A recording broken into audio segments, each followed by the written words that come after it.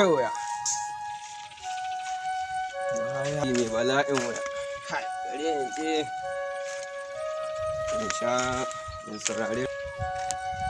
In je in ji labaran duniya.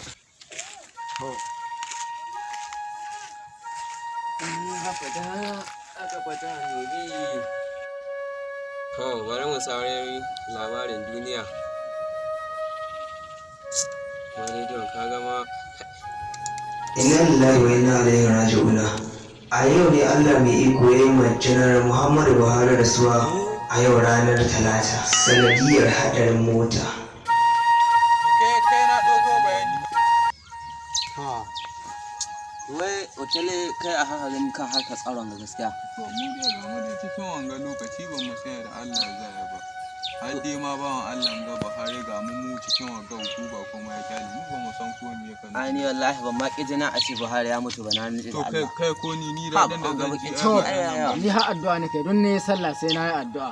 Yau shi Allah zai gwada mara da za a ji ko yayi a wani wuri da in ji ana faɗa. Kaji wanda ran nan da shi an ka tai wurin yakin zaben Buhari ya kaji shi ka faɗi magana wani abu ya gana Buhari. To rashin sani ne ni ma. Wani kuɗi ba ku kawo rashin sani ne ma. Wallahi ka gani udu ni ya bata man rai wallahi hankuri wa da kawai ga hirar banza ka ga ma inda ni wallahi. A waki. Haka za ka mana. Inna lillahi. Kai Buhari ya mutu? Oh no. Amma ya kaji wai shi Gaba da gaba da bada. Ai gaba ta samu gare ni. Kawai da mimi ya samu yanzu. Bari ku ja. Inna lillahi wa inna ilaihi raji'un. A yau ne Allah mai iko ya yi ma Janar Muhammadu Buhari rasuwa a yau ranar Talata.